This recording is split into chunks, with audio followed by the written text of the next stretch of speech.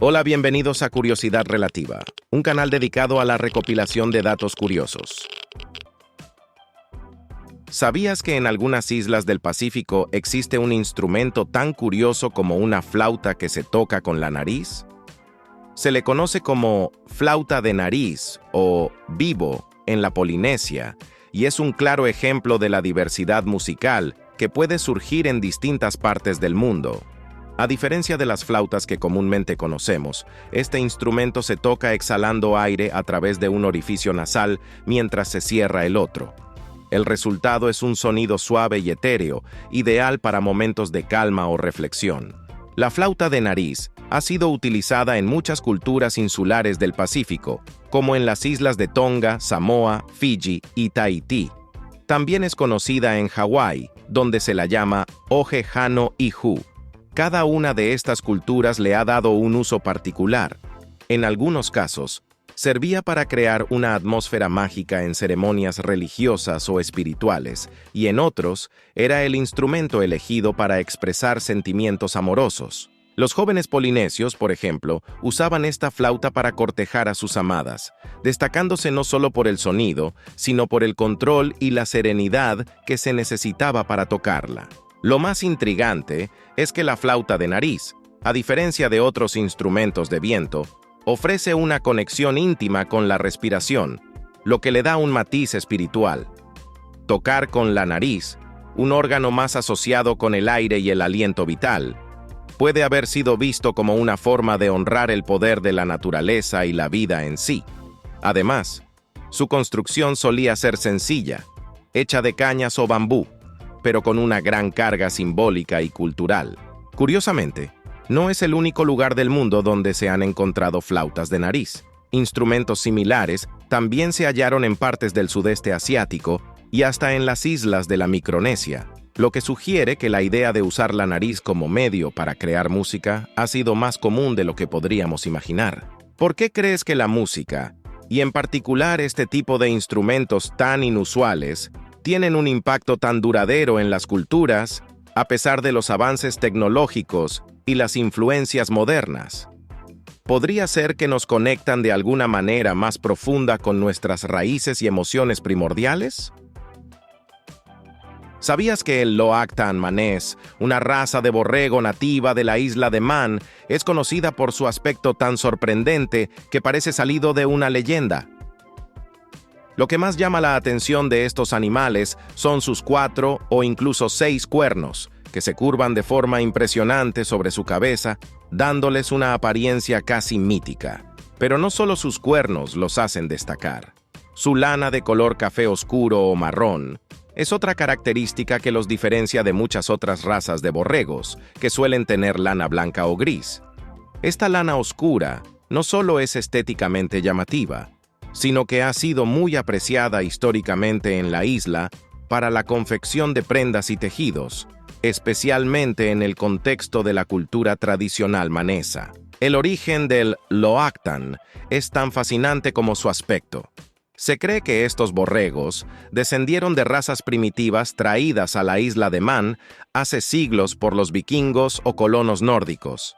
Esto los convierte en un legado vivo de la historia de la isla, una conexión directa con tiempos antiguos en los que el paisaje y las formas de vida eran muy diferentes. A lo largo de los años, el Loactan ha logrado mantener muchas de sus características primitivas, como su rusticidad y adaptabilidad, sobreviviendo en los duros terrenos montañosos y costeros de la isla sin mucha intervención humana.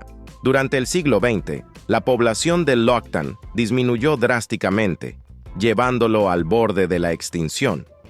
Sin embargo, gracias a esfuerzos de conservación y a programas de cría dedicados a proteger esta raza, su número ha ido recuperándose paulatinamente.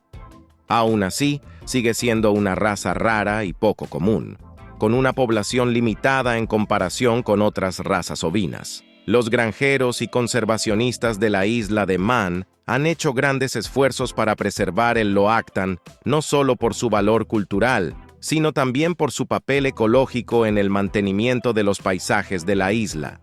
El pastoreo del Loactan es una práctica sostenible que ayuda a preservar los hábitats naturales. Al mantener controlada la vegetación, estos borregos contribuyen al equilibrio de los ecosistemas locales, promoviendo la biodiversidad y evitando el sobrecrecimiento de ciertos tipos de plantas. Además, su carne es muy valorada en la isla y más allá, por su sabor único y la calidad de sus fibras musculares. Lo que resulta aún más interesante es cómo la raza Loactan ha sobrevivido a lo largo de los siglos, a pesar de la modernización y los cambios en la agricultura. Mientras muchas razas primitivas desaparecieron, el Loactan ha persistido, quizás por su capacidad de adaptarse a las condiciones locales y su resistencia a enfermedades, lo que lo hace un recurso valioso para los criadores. ¿Te imaginas cómo ha sido el viaje de estos animales desde los tiempos vikingos hasta hoy? ¿Qué crees que hace que ciertos animales primitivos, como el Loactan, sean tan resistentes a los cambios ambientales y humanos, mientras que otros se han extinguido o han sido reemplazados por razas más comerciales? ¿Sabías que la marca de lujo más valiosa en el mundo de los automóviles lleva el nombre de una niña de 11 años? Aunque muchos creen que Mercedes-Benz debe su nombre a algún miembro de la familia fundadora o al apellido de una mujer, la verdadera historia detrás del nombre es mucho más sorprendente. Mercedes Adrienne Manuela Ramona Jelinek, una niña con raíces austríacas y españolas, fue la inspiración para uno de los nombres más icónicos de la industria automotriz. El padre de Mercedes, Emil Jelinek, era un empresario apasionado por las carreras de coches que comerciaba con vehículos de la marca Daimler. A finales del siglo XIX, Emil decidió inscribir en una competición un coche revolucionario que rápidamente se convertiría en leyenda: el Mercedes 35 PS. Este automóvil no solo contaba con una tecnología innovadora que lo hizo ganar carreras, sino que además tenía un diseño tan elegante que marcó el inicio de una nueva era en la historia de la automoción. Tal fue el impacto de este coche que en 1902 el nombre Mercedes se registró como marca comercial. Pero Mercedes Jelinek no fue la única mujer importante en la historia de la compañía. Bertha Benz, esposa de Carl Benz, quien es considerado el inventor del automóvil, también dejó una huella imborrable.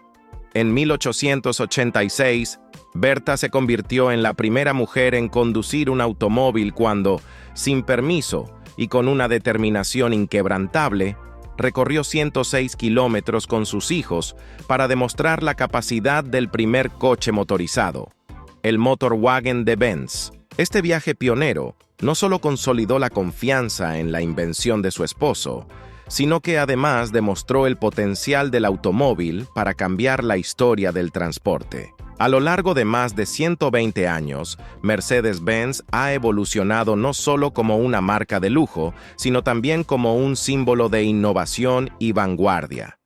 Hoy en día, iniciativas como She's Mercedes continúan destacando el papel de las mujeres en la historia y el futuro de la marca, conectando con clientas de todo el mundo y poniendo en valor el legado femenino que siempre ha acompañado a la compañía. ¿Te imaginas cómo habría sido la historia del automóvil si Mercedes Jelinek y Bertha Benz no hubieran jugado esos papeles tan cruciales? ¿Qué otros nombres o historias inesperadas podrían estar ocultos tras las grandes marcas que conocemos hoy? ¿Sabías que el origen de los colchones modernos comenzó en 1881, cuando un inventor llamado Daniel Haynes cambió por completo la forma en que las personas dormían?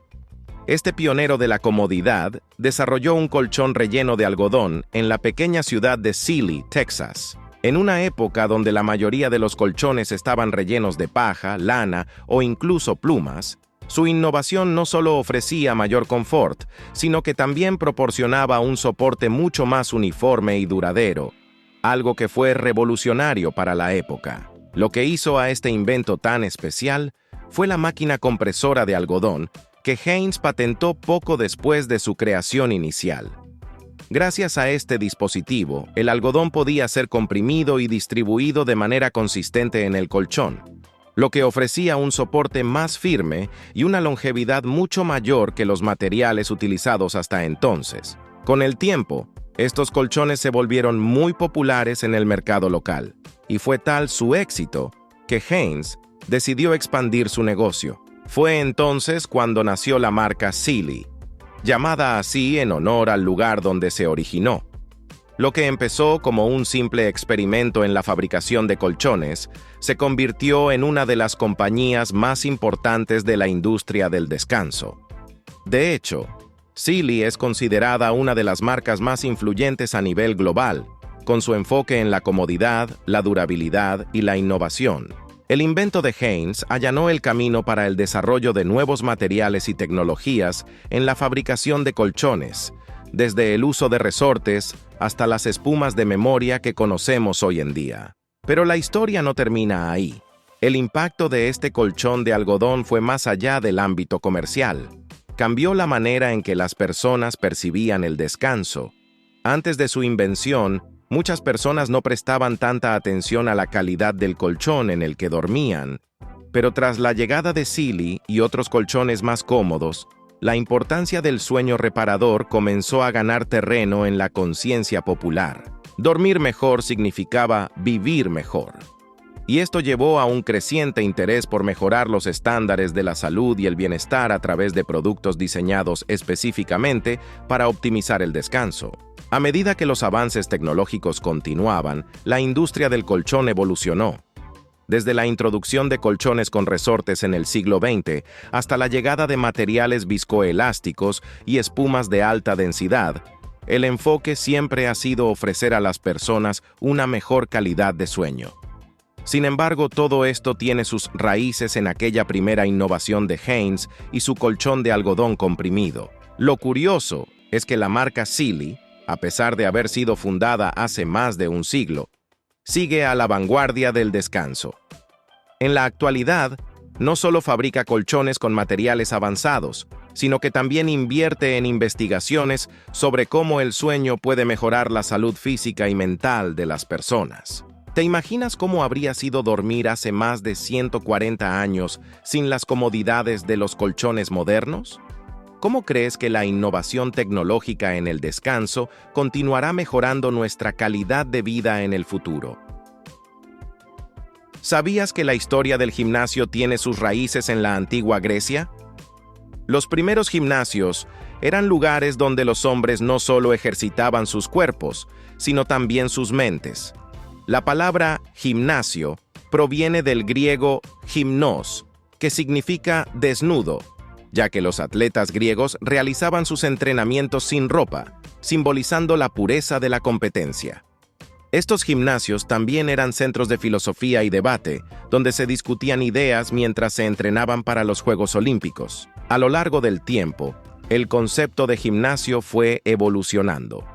En la época romana, el enfoque en la actividad física cambió ligeramente. Los romanos preferían los thermae, baños públicos que combinaban ejercicio ligero con baños calientes, algo más relajante que las intensas competencias griegas. Durante la Edad Media, el interés por el ejercicio físico decayó, ya que la vida religiosa priorizaba el ascetismo sobre el bienestar corporal. Fue en el siglo XIX cuando los gimnasios modernos comenzaron a surgir nuevamente. El alemán Friedrich Jahn, conocido como el padre del gimnasio, fundó las primeras instalaciones dedicadas a la educación física estructurada. Este modelo se extendió por Europa y América, estableciendo las bases de los gimnasios que conocemos hoy en día, con un enfoque en la fuerza, la resistencia y la flexibilidad. Hoy, el gimnasio ha evolucionado más allá de un lugar solo para entrenar el cuerpo. Con la tecnología actual, los gimnasios se han convertido en centros de fitness conectados, con equipos que monitorean datos en tiempo real y aplicaciones que personalizan entrenamientos. Además, el auge de tendencias como el CrossFit, el yoga y las disciplinas de entrenamiento funcional han transformado lo que significa ponerse en forma.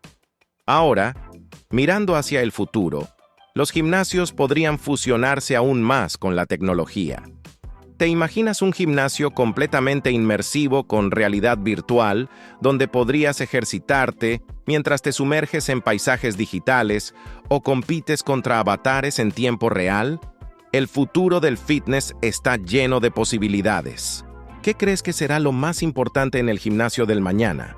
¿La tecnología, la comunidad o el enfoque en la salud mental tanto como en la física? ¿Sabías que hay un pez que ha estado nadando en los océanos desde hace más de 400 millones de años? Se trata del celacanto, un verdadero sobreviviente de la historia evolutiva que apareció en la Tierra cuando los primeros vertebrados comenzaban a diversificarse. Este extraordinario pez ha vivido desde la era devónica, un período conocido como la Era de los Peces, cuando la vida en los océanos comenzaba a florecer y transformarse en una diversidad asombrosa. El celacanto es un fósil viviente, un apodo que se ganó cuando en 1938 un ejemplar fue sorprendentemente descubierto vivo en Sudáfrica, tras haber desaparecido del registro fósil por millones de años. Imagínate la sorpresa de los científicos al encontrarse con un pez que creían extinto desde la era de los dinosaurios. Este pez, con sus aletas lobuladas que recuerdan a los brazos y piernas de los animales terrestres, es un vestigio viviente de un tiempo en que los primeros vertebrados comenzaban a conquistar el agua y más tarde la tierra. Pero, ¿realmente ha estado el celacanto congelado en el tiempo, sin cambios? A pesar de su apodo, estudios recientes han revelado que estos peces han seguido evolucionando, aunque de forma muy lenta.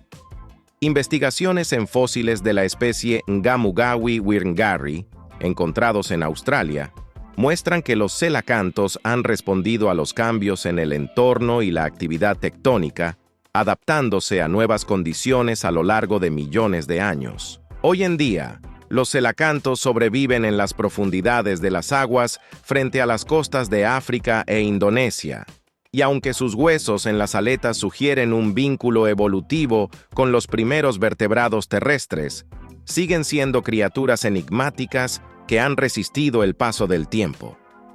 Este resiliente pez nos recuerda que la evolución no es una línea recta, sino un viaje lleno de sorpresas. Entonces, si este pez ha desafiado las probabilidades durante tanto tiempo, ¿qué otras formas de vida podrían estar esperando en las profundidades de los océanos, esperando a ser descubiertas? ¿Sabías que la Luna está mucho más húmeda de lo que creíamos?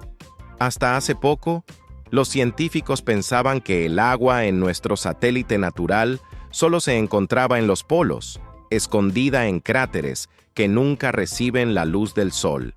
Sin embargo, un descubrimiento reciente ha revolucionado nuestra comprensión. Hay agua prácticamente en toda la superficie lunar, incluso en las zonas más iluminadas. Este sorprendente hallazgo fue realizado gracias a los datos recogidos por el espectrómetro Moon Mineralogy Mapper, M3, de la sonda india Chandrayaan-1, que entre 2008 y 2009 capturó la luz infrarroja reflejada desde la Luna.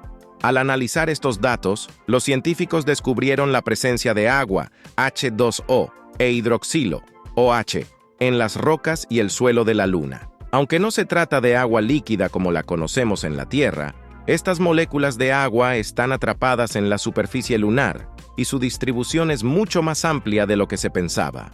Pero, ¿cómo se puede detectar agua en una superficie tan seca y polvorienta como la de la Luna? El truco está en cómo los materiales reflejan la luz. Así como podemos ver diferentes colores en las rocas o los suelos de nuestro planeta, los espectrómetros infrarrojos pueden captar colores que nosotros no vemos a simple vista. Cada material refleja la luz de manera única, y eso permite a los científicos identificar la composición química de las superficies que observan. Gracias a esta tecnología, se descubrió que la Luna alberga agua en muchos más lugares de lo que jamás hubiéramos imaginado. Este descubrimiento cambia completamente las reglas del juego para la exploración espacial.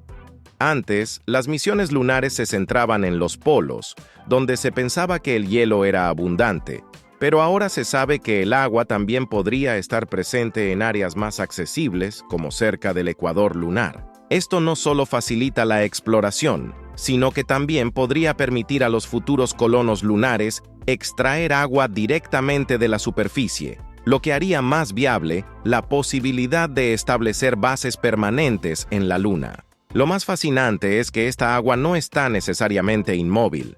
Los científicos han observado que las moléculas de agua y hidroxilo parecen moverse a lo largo del día lunar, influenciadas por la luz solar.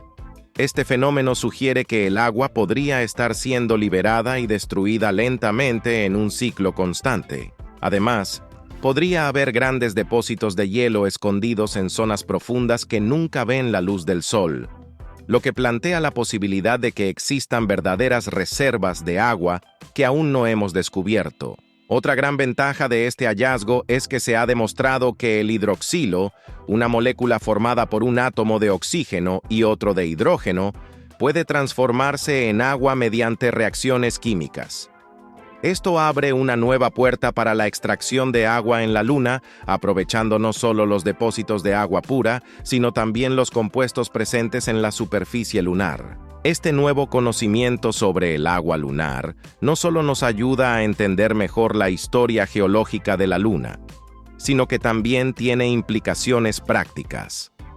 Las futuras misiones lunares podrían aprovechar estos depósitos para generar agua potable, oxígeno para respirar e incluso hidrógeno como combustible.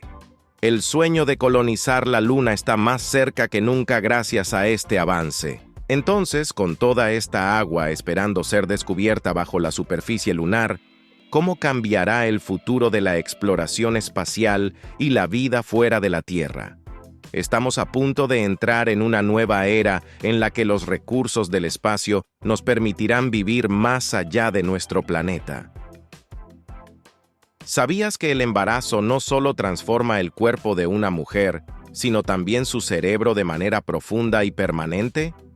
Un reciente estudio ha revelado que durante la gestación, el cerebro se reorganiza para prepararse para la maternidad, y lo más impresionante es que algunos de estos cambios perduran años después del parto. Es como si el cerebro se reconfigurara para responder mejor a las necesidades del bebé y para enfrentar los retos de la crianza. El estudio, realizado por un equipo de científicos de la Universidad de California, utilizó imágenes cerebrales avanzadas para seguir la transformación del cerebro de una mujer antes, durante y después del embarazo. Lo que encontraron es increíble.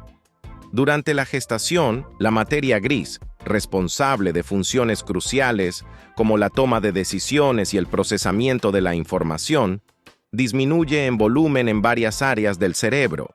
Pero no te alarmes. Este ajuste no significa que las madres pierden capacidades cognitivas, sino que su cerebro se está afinando para ser más eficiente en la nueva etapa de la maternidad. Es como si el cerebro estuviera deshaciéndose de aquello que ya no es necesario para concentrarse en lo más importante, cuidar y entender al recién nacido. Además, mientras la materia gris se reduce, algo fascinante sucede con la materia blanca, que es la encargada de conectar diferentes partes del cerebro. Los investigadores observaron que, durante el embarazo, la integridad de la materia blanca mejora, lo que hace que las señales entre las diferentes áreas del cerebro se transmitan de manera más rápida y efectiva. Esto podría explicar por qué muchas madres parecen desarrollar una especie de superpoder para detectar las necesidades de sus bebés.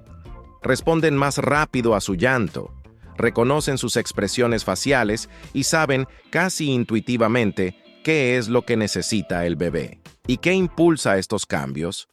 Las hormonas.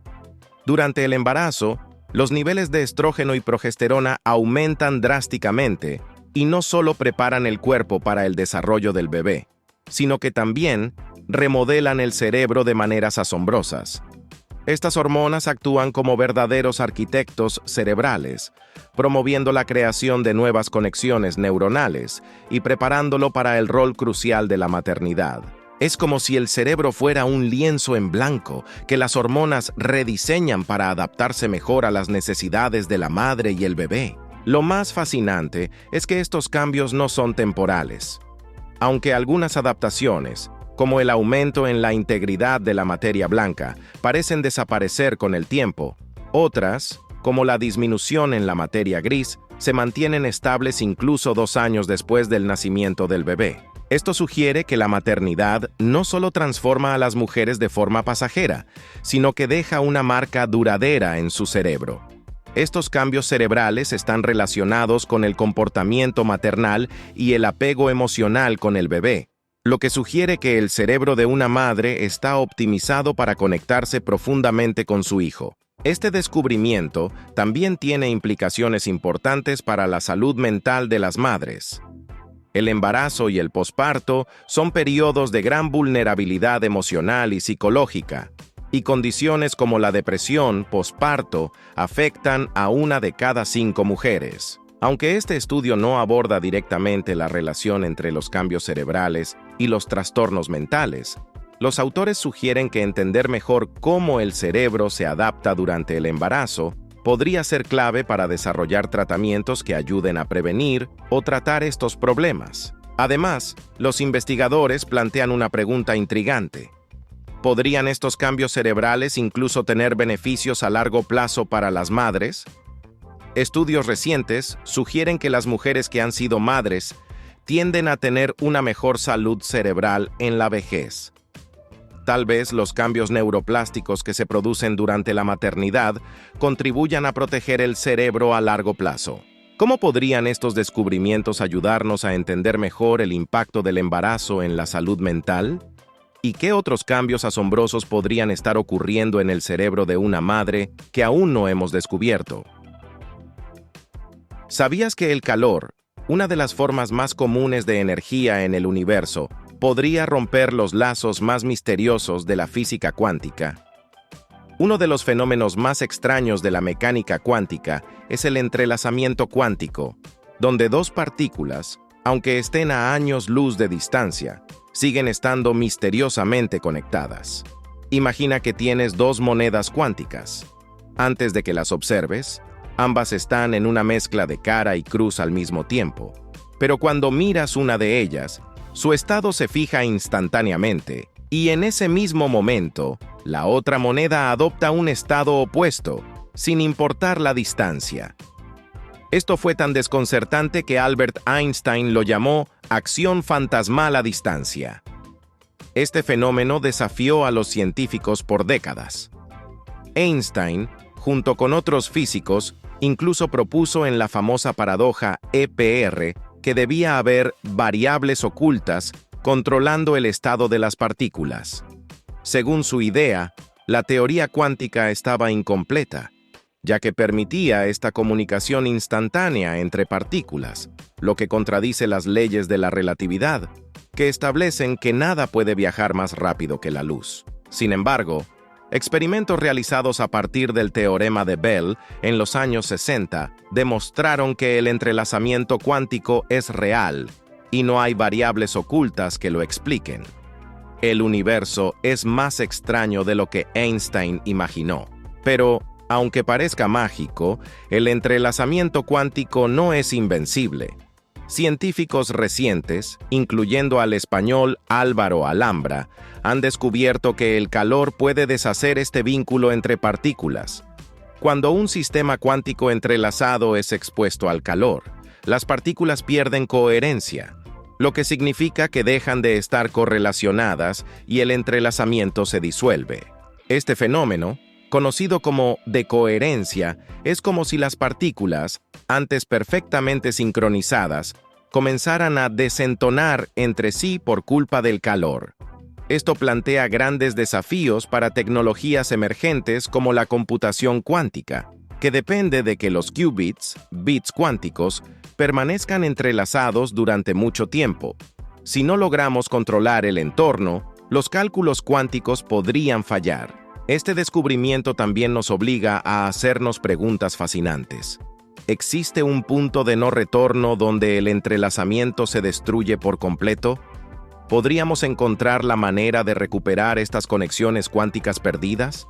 Después de todo, si el calor, tan omnipresente en nuestro universo, puede romper estos delicados lazos, ¿cómo podemos aprovechar las bondades del entrelazamiento cuántico en un mundo lleno de fluctuaciones térmicas? ¿Sabías que existe un primate en las selvas de Borneo que parece haber salido de un cuento? Con una nariz tan prominente que rivalizaría con la de Cyrano de Bergerac, el mono narigudo, Nasalis larvatus, es un verdadero fenómeno de la naturaleza. Este simpático mono, también conocido como násico, posee una de las características más inusuales del reino animal. Una nariz colgante que en los machos puede llegar a medir hasta 10 centímetros. Pero no es solo una curiosidad estética. Su nariz tiene un propósito muy particular.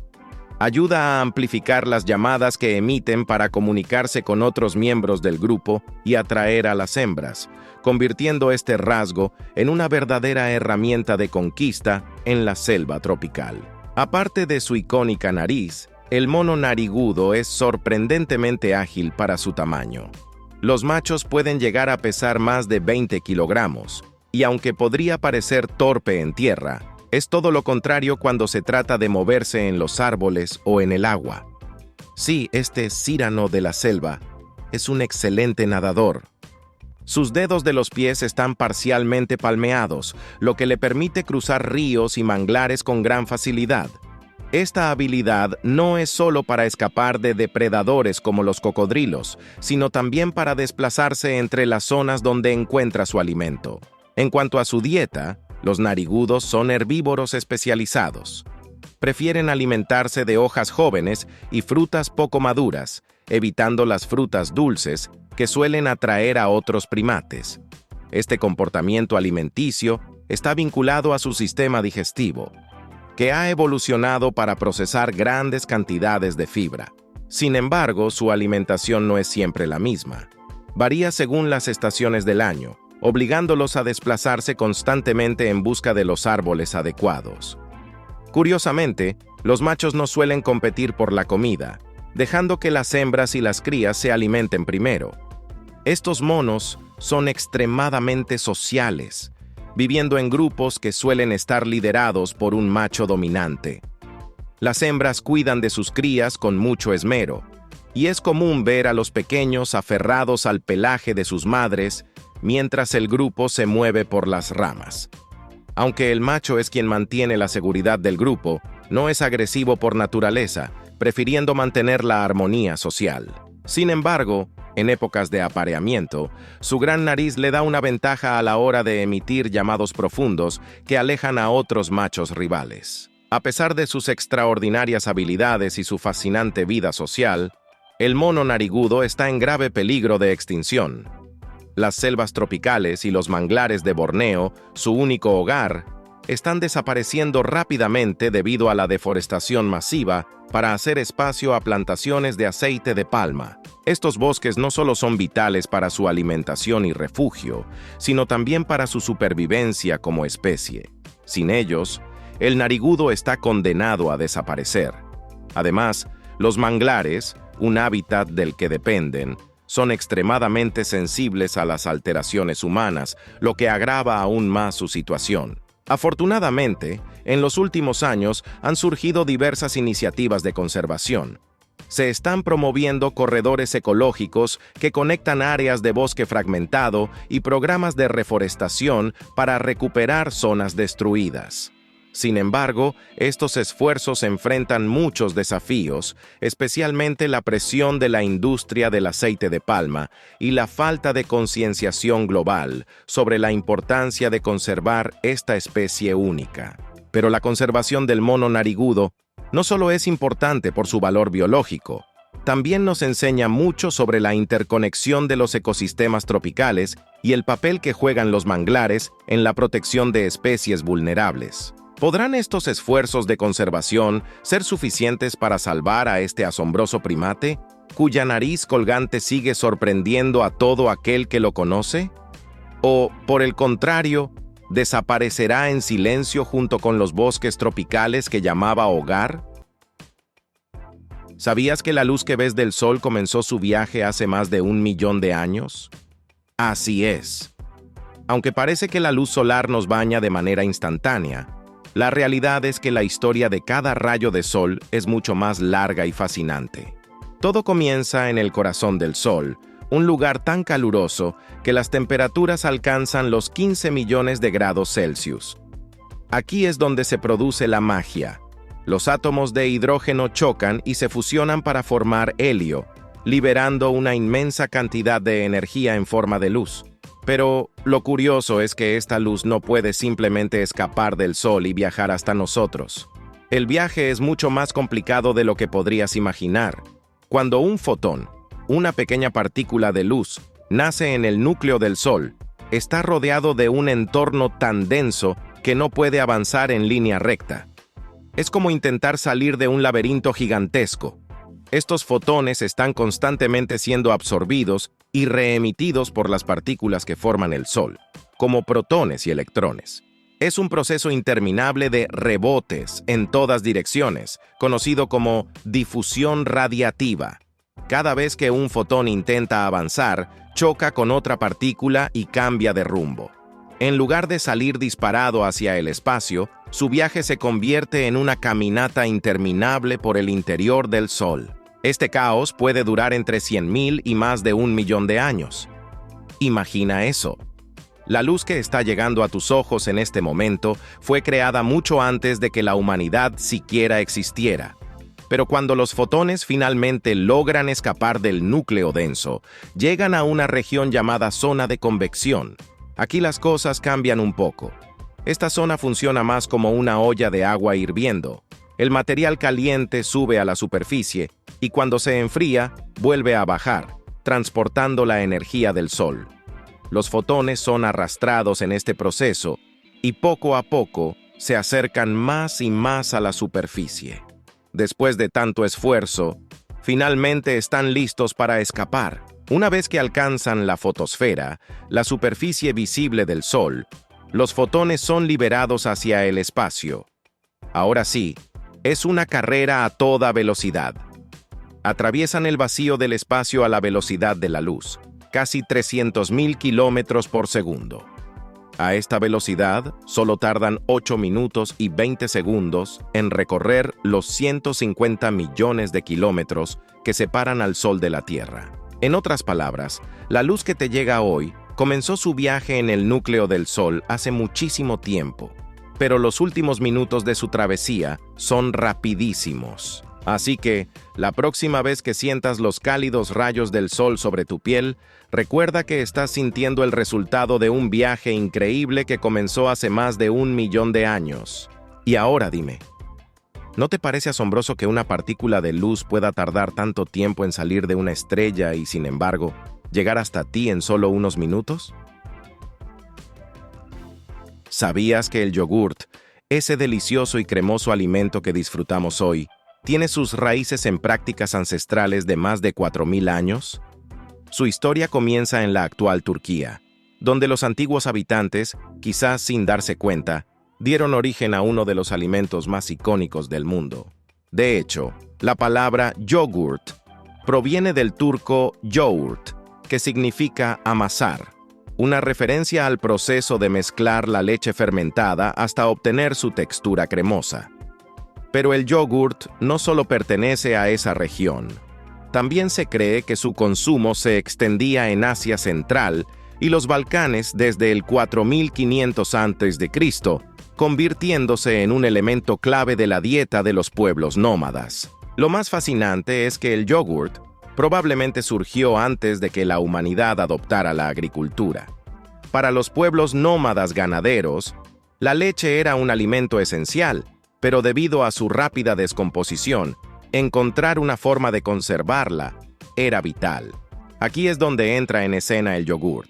La leche, al ser transportada en sacos de piel animal, fermentaba naturalmente debido al calor y a la presencia de bacterias beneficiosas en los sacos. Imagina el asombro de esos primeros nómadas al descubrir que no solo podían conservar la leche por más tiempo, sino que además, esta nueva sustancia fermentada era deliciosa y muy nutritiva. Con el tiempo, aprendieron a replicar el proceso simplemente añadiendo leche fresca a los sacos ya usados. Este mágico alimento no pasó desapercibido para las civilizaciones antiguas. En la Biblia, por ejemplo, se menciona cómo el patriarca Abraham alcanzó una vida longeva gracias al consumo de leches fermentadas que, según la tradición, le fueron ofrecidas por ángeles. Más tarde, en el siglo I, el famoso naturalista romano Plinio el Viejo describió al yogurt como un alimento divino, capaz de realizar milagros para la salud. Incluso el médico griego Galeno, en el siglo II, destacó sus efectos positivos en la digestión, afirmando que podía calmar el estómago y regular el tránsito intestinal. Sin embargo, fue en el siglo XX cuando el yogurt conquistó al mundo moderno. El bacteriólogo ruso Ilya Mechnikov, ganador del Premio Nobel en 1908, observó que los campesinos de los Balcanes que consumían yogurt regularmente gozaban de una vida saludable y longeva. Curioso por este fenómeno, estudió las bacterias responsables de la fermentación del yogurt y descubrió que no solo mejoraban la salud intestinal al combatir la diarrea en los niños, sino que también aportaban vitaminas del complejo B. Mechnikov llegó a describir el yogurt como un elixir anti-envejecimiento, dándole una imagen de alimento milagroso en su época. Gracias a estos estudios, el yogurt comenzó a popularizarse. En 1917, Isaac Carazo vio una oportunidad de negocio y comenzó a producir yogurt de manera industrial en Barcelona, vendiéndolo en farmacias como un alimento saludable. Su hijo, Daniel Carazo, expandió el negocio a los Estados Unidos en los años 40, y para los años 50, el yogurt se vendía en lecherías y tiendas de alimentos.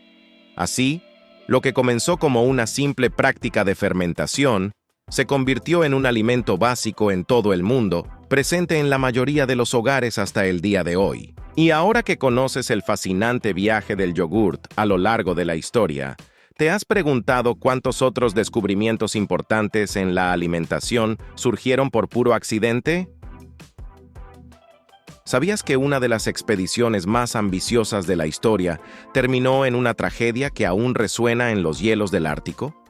La expedición Franklin, que zarpó en 1845 con 2 naves, la Erebus y la Terror, y 129 valientes tripulantes, tenía una misión clara: encontrar el misterioso pasaje del noroeste, una ruta que prometía acortar el trayecto entre Europa y Asia. Sin embargo, lo que se suponía sería una aventura exitosa, terminó siendo una pesadilla de envenenamiento, canibalismo y una lucha desesperada por sobrevivir en las inhóspitas tierras del Ártico. El capitán John Franklin, un experimentado explorador polar, lideraba esta ambiciosa expedición con todo lo necesario para resistir. Las naves habían sido equipadas con cascos reforzados en hierro, motores de vapor y provisiones para 3 años. Todo indicaba que el éxito estaba asegurado. Pero el Ártico, con su frío implacable y vastos paisajes helados, tenía otros planes. Tras zarpar en mayo de 1845, las naves fueron vistas por última vez en julio de ese mismo año en la bahía de Baffin. Después, solo siguió el silencio. Pasaron años sin noticias, hasta que en 1850 se encontraron los primeros rastros del trágico destino de la expedición.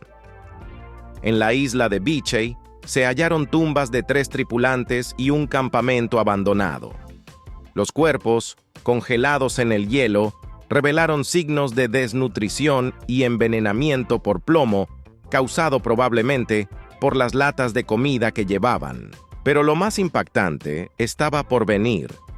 Los inuit locales informaron haber visto a los hombres de la expedición morir de hambre, y algunos incluso recurrieron al canibalismo en su intento desesperado por sobrevivir. Décadas después, la ciencia ha logrado desenterrar más secretos congelados en el Ártico.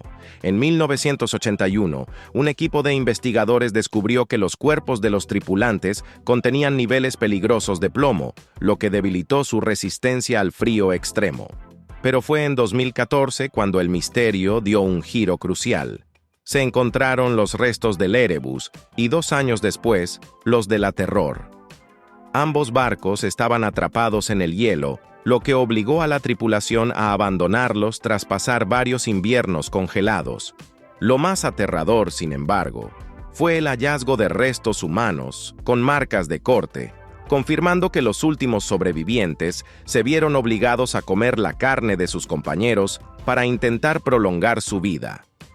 Uno de esos desafortunados fue el capitán James Fitzjames, segundo al mando después de la muerte de Franklin, cuyo ADN fue identificado en una mandíbula hallada en 1993. Este trágico episodio, que inicialmente parecía un simple desastre de navegación, terminó revelando una historia de desesperación y supervivencia en el lugar más hostil de la Tierra. Y ahora, con cada nuevo descubrimiento, nos preguntamos, ¿qué otros secretos guardan los hielos del Ártico, esperando ser desenterrados? ¿Sabías que el famoso cinturón de castidad, ese artefacto que supuestamente se utilizaba en la Edad Media para controlar la fidelidad de las mujeres, en realidad es más un mito que una realidad histórica? A pesar de lo que hemos visto en películas o leído en novelas, no hay pruebas sólidas de que estos cinturones hayan sido usados en esa época. La primera mención gráfica de un cinturón de castidad aparece en el Bellifortis, 1405. Un tratado militar escrito por Conrad Kieser. Sin embargo, los historiadores coinciden en que esta imagen tenía un tono más satírico que real. En lugar de ser una herramienta seria, parece haber sido una burla de los maridos obsesionados con la fidelidad de sus esposas. El mito del cinturón de castidad medieval ganó fuerza en el siglo XIX, cuando museos y coleccionistas empezaron a exponer estos artefactos para atraer la curiosidad del público. En esa época, había una fascinación por los supuestos instrumentos de tortura de la Edad Media, y los cinturones de castidad encajaban perfectamente en esa narrativa. El problema es que la mayoría de los cinturones que vemos hoy en museos como el Museo Británico o el Museo de las Torturas de Ámsterdam no son más que falsificaciones fabricadas para satisfacer la demanda de objetos históricos curiosos. De hecho, los estudiosos como el historiador Albrecht Classen han demostrado que la mayoría de estos artefactos se crearon en el siglo XIX, mucho después del período medieval.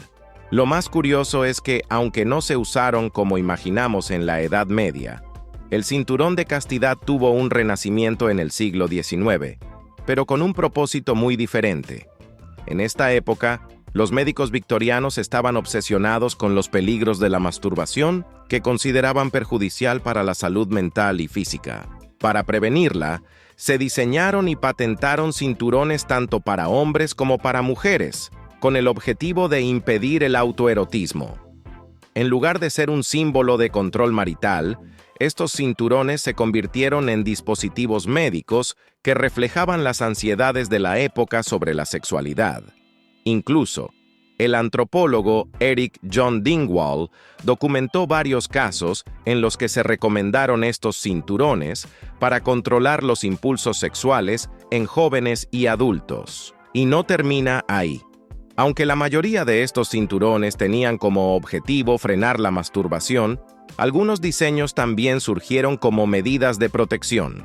Por ejemplo, el cinturón de castidad diseñado por Jonas Edward Heiser estaba pensado para prevenir la violencia sexual y estaba destinado a ser usado por hombres. En algunos casos, las mujeres de clase trabajadora llegaron a utilizar cinturones como una forma de defensa personal contra agresiones sexuales en entornos laborales peligrosos. En resumen, los cinturones de castidad que conocemos hoy en día no tienen mucho que ver con la Edad Media ni con los caballeros celosos que partían a las cruzadas.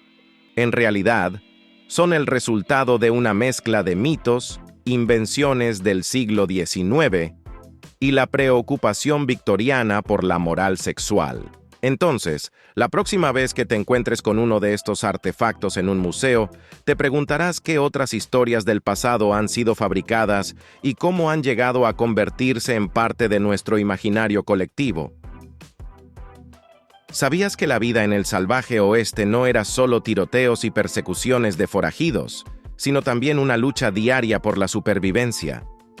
Aunque las leyendas de vaqueros y ciudades sin ley siguen capturando nuestra imaginación, La realidad de los colonos que se aventuraron en esta frontera era mucho más dura y compleja. Desde las tierras áridas de Arizona hasta las imponentes montañas rocosas, el oeste estadounidense era un mosaico de paisajes que ofrecía oportunidades, pero también enormes desafíos. La vida cotidiana en el salvaje oeste estaba marcada por el aislamiento y el esfuerzo constante. Muchos colonos llegaban en busca de un futuro mejor gracias a la Homestead Act de 1862, que ofrecía tierras gratis si las trabajaban durante 5 años. Pero lo que encontraron fue una existencia difícil. Las casas, construidas con adobe o madera rústica, apenas los protegían de los elementos, y las cosechas estaban constantemente amenazadas por sequías o plagas. Las mujeres no solo cuidaban de sus familias, sino que también participaban activamente en las labores del campo, ordeñando vacas y cultivando alimentos, todo en un entorno donde la soledad y el peligro eran constantes. Uno de los aspectos más oscuros del salvaje oeste fue el constante conflicto con las naciones indígenas que fueron violentamente desplazadas de sus tierras ancestrales.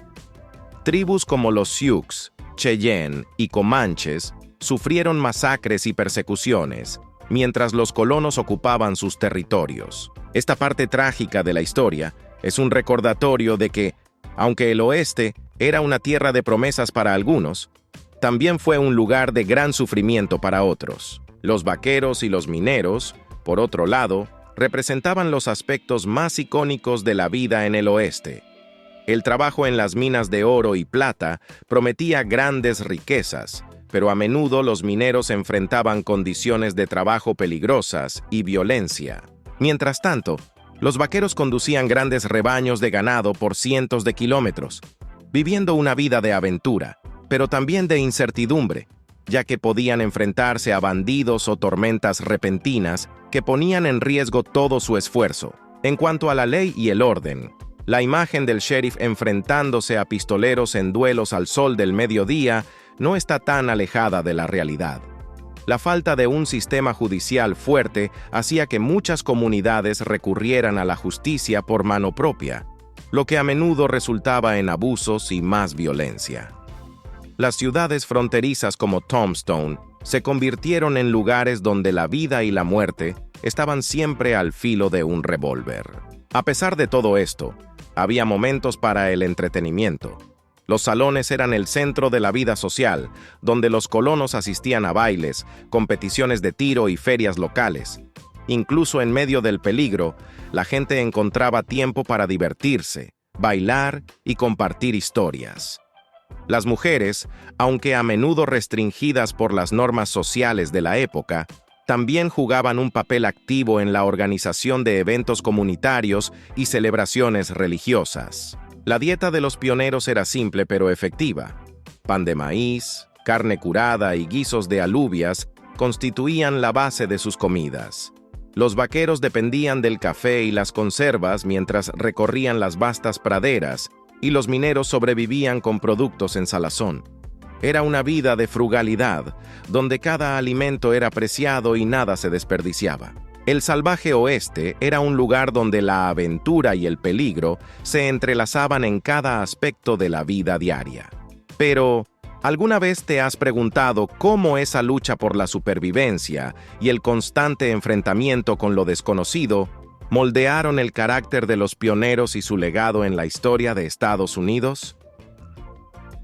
¿Sabías que ahora es posible detectar huellas dactilares invisibles directamente en la escena del crimen gracias a un material tan pequeño que podría caber en una partícula de polvo?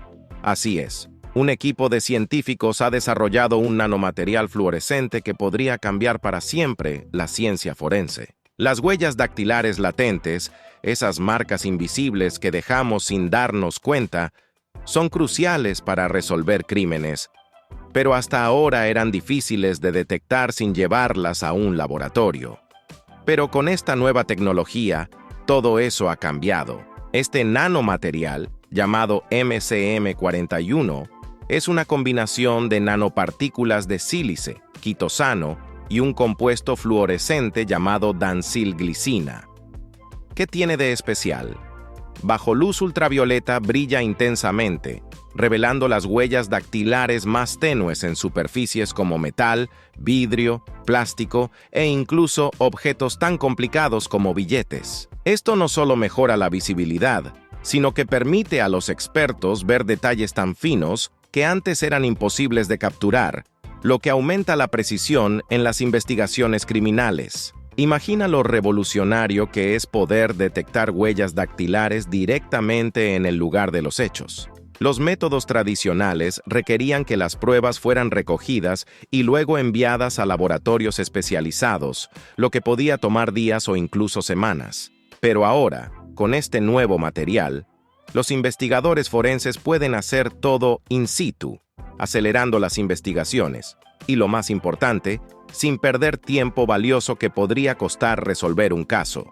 Esto reduce los errores, minimiza el riesgo de contaminación de las pruebas y permite actuar con rapidez cuando el tiempo es clave. Además, este avance no se limita solo a la ciencia forense. El material tiene potencial para usarse en una variedad de campos donde la identificación precisa es esencial.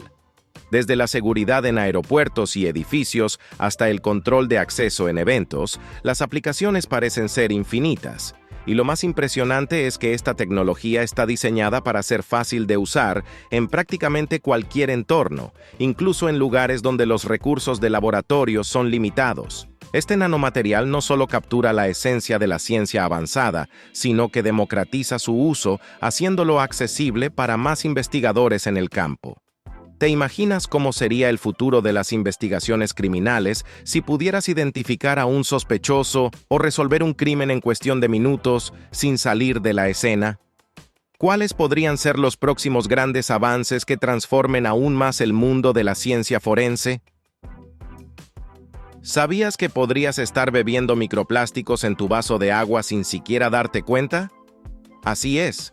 Estas diminutas partículas de plástico, que son tan pequeñas que no las podemos ver, se encuentran en todas partes, desde el aire que respiramos hasta los alimentos y bebidas que consumimos. Y aunque todavía no sabemos con certeza cómo afectan a nuestro cuerpo, su capacidad para absorber toxinas y entrar en nuestros tejidos es preocupante. Pero ahora, un grupo de científicos ha desarrollado una aplicación revolucionaria que te permite saber cuántos microplásticos estás ingiriendo en cuestión de minutos. Este avance tecnológico proviene de la Universidad de Columbia Británica en Canadá, donde los investigadores han creado un dispositivo portátil que, junto a una app, puede detectar microplásticos en líquidos cotidianos como el agua o incluso el café. Utilizando un etiquetado fluorescente, el dispositivo hace que las partículas de plástico brillen bajo la luz LED, lo que permite medirlas con precisión. Lo mejor de todo es que no necesitas ser un experto. Cualquiera puede usar este dispositivo para analizar sus bebidas y descubrir qué cantidad de microplásticos contienen. El dispositivo es tan sencillo como fascinante. Una pequeña caja biodegradable impresa en 3D que contiene un microscopio digital y una luz LED verde.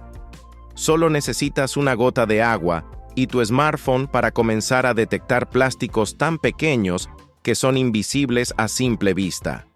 Las pruebas con vasos desechables de poliestireno revelaron que liberan millones de partículas de plástico, mucho más pequeñas que el grosor de un cabello humano. Esto nos hace reflexionar sobre la cantidad de plástico que estamos ingiriendo sin darnos cuenta. Y aunque, por ahora, el dispositivo está diseñado para detectar poliestireno, con pequeños ajustes en el algoritmo de inteligencia artificial, también puede identificar otros tipos de plástico, como el polipropileno o el polietileno. Este invento no solo nos permite conocer mejor el impacto del plástico en nuestra vida diaria, sino que también puede ayudarnos a reducir nuestro consumo de productos plásticos, optando por alternativas más sostenibles como el vidrio o el acero inoxidable. Este descubrimiento nos plantea una pregunta inquietante. Si ya podemos medir los microplásticos en nuestras bebidas, ¿qué más podríamos estar consumiendo sin saberlo? ¿Y cómo afectará esto a nuestra salud a largo plazo? ¿Sabías que el cocodrilo más viejo del mundo se llama Henry y tiene 123 años? Así es. Este gigantesco cocodrilo del Nilo ha vivido más de un siglo y, sorprendentemente, sigue en excelente forma. Con más de 5 metros de longitud y un peso de 700 kilogramos, Henry no solo se destaca por su tamaño, sino también por haber engendrado más de 10.000 crías a lo largo de su increíble vida. Parece que este coloso reptil ha encontrado la fórmula secreta para desafiar el paso del tiempo.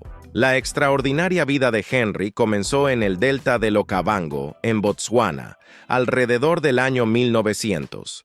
Capturado en 1903, su vida en estado salvaje se extendió por varias décadas. Sin embargo, en 1985 fue trasladado al Croc World Conservation Center en Sudáfrica, donde se convirtió en un símbolo de longevidad y resiliencia. Desde entonces, cada 16 de diciembre, el centro celebra su cumpleaños, atrayendo a visitantes de todas partes que quieren conocer al cocodrilo más longevo del mundo. Lo que hace a Henry tan fascinante no es solo su impresionante edad o su asombroso número de descendencia, sino también su peculiar resistencia al envejecimiento. A diferencia de la mayoría de los animales, que muestran signos evidentes de envejecimiento a medida que pasan los años, Henry parece desafiar las convenciones del tiempo. En los seres humanos y otros mamíferos, el envejecimiento se asocia con una disminución en la función celular, enfermedades crónicas y deterioro de los tejidos. Sin embargo, los cocodrilos, como Henry, parecen experimentar un fenómeno conocido como senescencia insignificante, lo que significa que sus cuerpos no muestran las señales típicas del envejecimiento. Los científicos están intrigados por este fenómeno y han comenzado a investigar los mecanismos biológicos que permiten a estos reptiles vivir tanto tiempo. Uno de los aspectos más destacados de esta investigación es el papel del microbioma intestinal de los cocodrilos. Estos reptiles poseen una flora intestinal única, poblada por bacterias que producen metabolitos con propiedades antimicrobianas y anticancerígenas. Esta flora no solo les ayuda a digerir carne en descomposición sin enfermarse, sino que también parece jugar un papel crucial en su resistencia a las enfermedades y su longevidad. Un estudio reciente sobre el microbioma del cocodrilo de agua salada, Crocodylus porosus, reveló que su intestino está habitado por bacterias del género Firmicutes y Fusobacteria. Estas bacterias podrían ser responsables de su capacidad para sobrevivir en condiciones adversas, así como de su resistencia a infecciones. Además, hay indicios de que estos microbios pueden prevenir el daño oxidativo, un proceso que está estrechamente relacionado con el envejecimiento celular. La vida de Henry no solo ofrece información sobre la biología de los cocodrilos, sino que también abre puertas a nuevas investigaciones que podrían beneficiar la medicina humana. Si los científicos pueden descubrir los secretos detrás de los compuestos protectores que producen estos microbios, podríamos desarrollar nuevas terapias para combatir enfermedades relacionadas con el envejecimiento, como el cáncer y la artritis. Por lo tanto, la historia de Henry es mucho más que la de un cocodrilo longevo. Es una ventana a nuevas posibilidades para la ciencia y la salud humana. Henry no es solo un símbolo de longevidad, también representa la resiliencia de la naturaleza. A lo largo de más de un siglo, ha sobrevivido a cambios en el medio ambiente, la caza y otras amenazas que han puesto en peligro a muchas especies. Su historia resuena con la necesidad de proteger y conservar estos reptiles, que han existido durante más de 200 millones de años y son parte integral de nuestros ecosistemas. ¿Te imaginas qué más podríamos aprender de estos extraordinarios reptiles para mejorar nuestra propia salud y longevidad? La historia de Henry nos invita a reflexionar sobre la interconexión de la vida en nuestro planeta y lo que aún queda por descubrir en el vasto reino de la biología. La longevidad de Henry no es solo un testimonio de su resistencia, sino también un recordatorio de la sabiduría que la naturaleza nos ofrece si estamos dispuestos a escuchar.